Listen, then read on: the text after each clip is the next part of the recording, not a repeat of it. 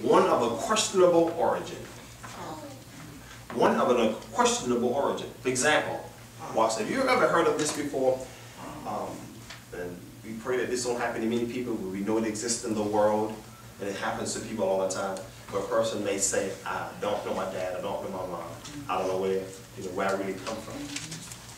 It's a questionable origin. And you see that person go on the internet, they search everything in a book to find the original origin of where they came from. Who's my dad? Who's my mom? So most of the time it's most of the dad, we understand that, but most mothers are still around. But then it's something they don't know where the mom and dad is. They don't know. And it's a questionable origin, meaning that where it originally came from. See? Now, that's one part of the definition. It also means illegitimate. Illegitimate.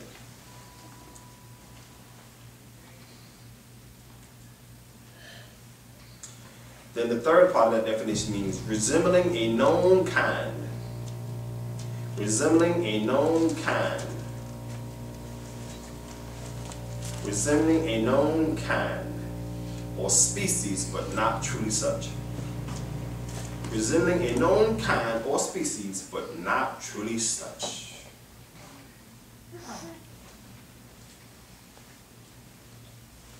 You know,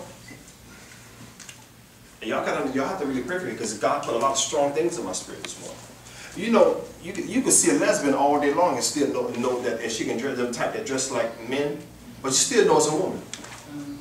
You still know because you can understand the characteristics and just the mannerism of a woman. You see a homosexual man who wants to be like a woman, but you still can tell it's a man. You still can tell. See.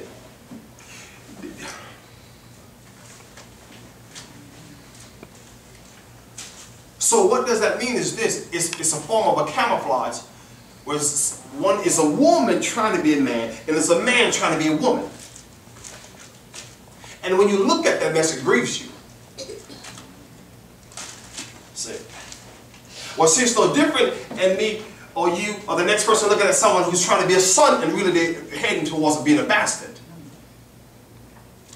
Looking at one acting like they're a daughter and really they're heading towards being a bastard.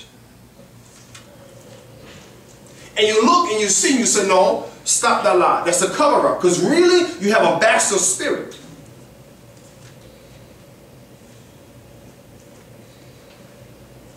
Now people understand what that really means.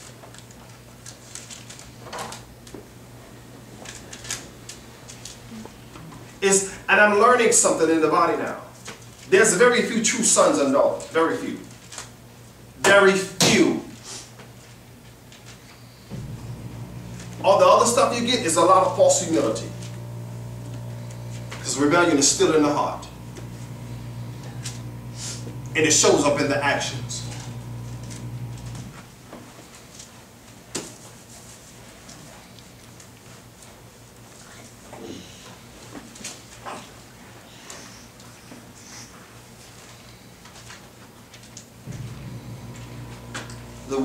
The next definition we have is the word towards.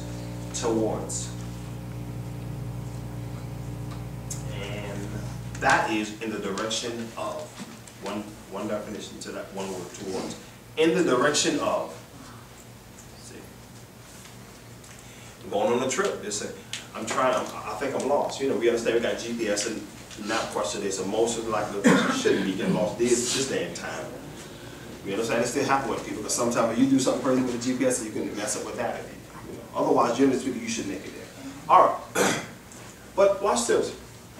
You know, the person we always know about, we pull up from 95 and we go into the exit, we always go to these stores and we ask, hey, where am I going? Da, da, da, da, da. I'm trying to go such and such place. This, you're now heading in the direction of. And this, for you to go this particular place, you're not heading in the direction of such and such, such and such. When you get through that town, then you will see this particular sign, then you will take this particular exit. Because you're not heading in the direction of such and such, such and such. Before you get to where you're going, your destination.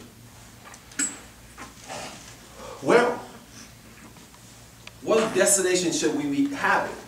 We should be having the destination of fulfilling the purpose and destiny on our life.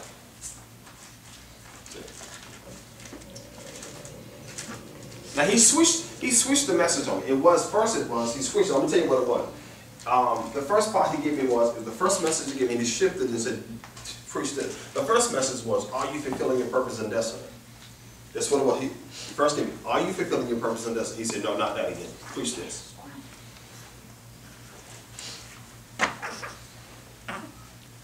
So preach this. See, let me say this. What God is doing now is this. He's giving his people an option. And he said, watch this one. See, it's almost like what you spoke prophetically when you say about them doors open and then close. Let me tell you something.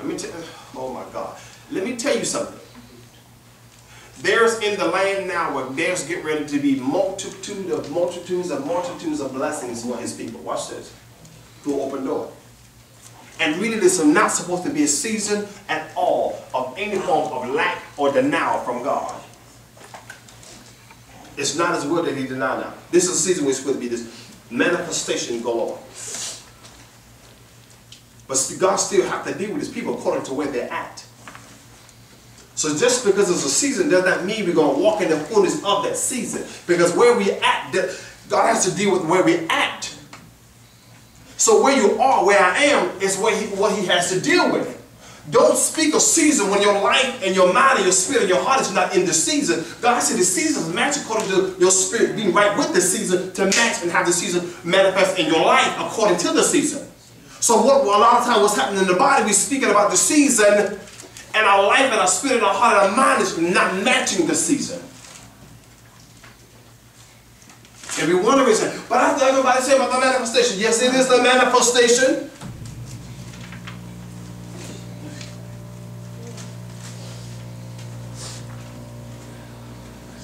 It is the manifestation. It is.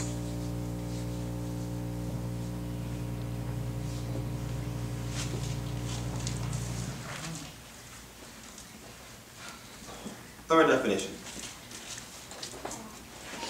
is the word becoming. Becoming.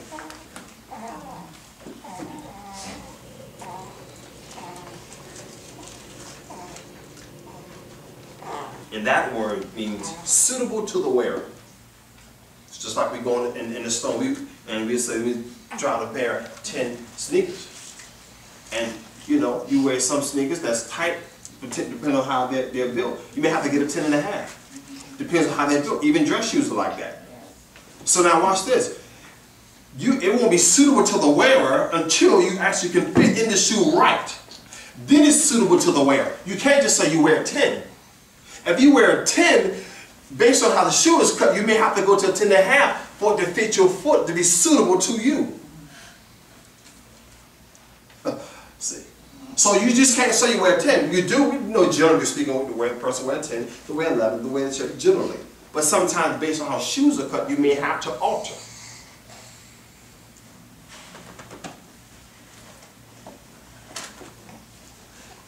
The word becoming means suitable to the wearer. And it also means what fits. I mean, what fits you? What fits me?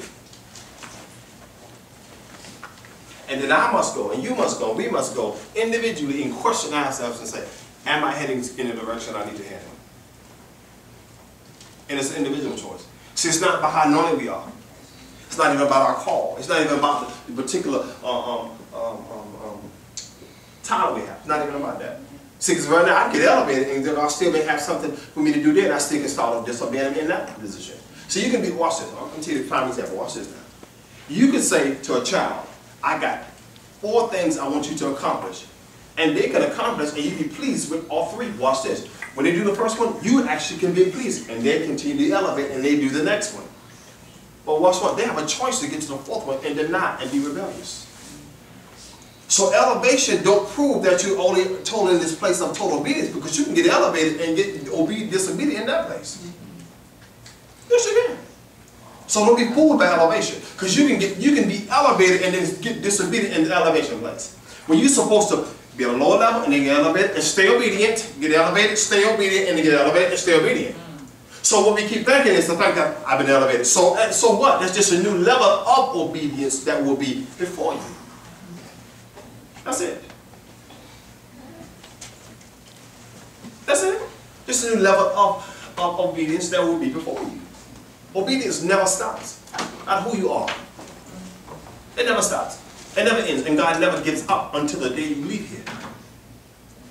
Whether you're a deacon, pastor, prophet, prophetess, elder, minister, all these titles, bishop, apostle, it don't matter who you are. When you get to it, there's still going to be some things that God's commissioned you to do that you still got to obey. No one is ever exempt in that arena. Never. Never.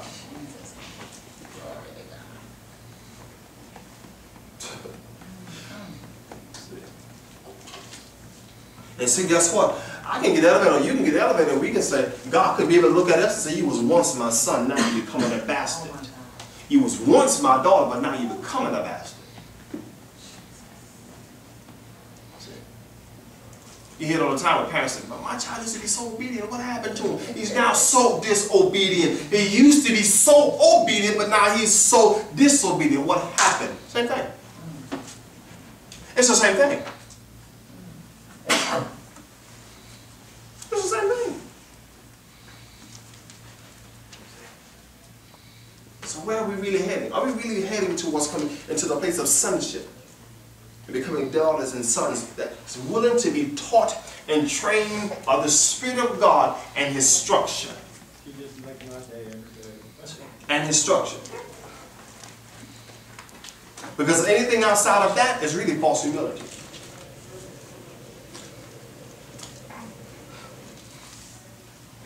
We understand nothing is done perfectly, but still within the structure of God.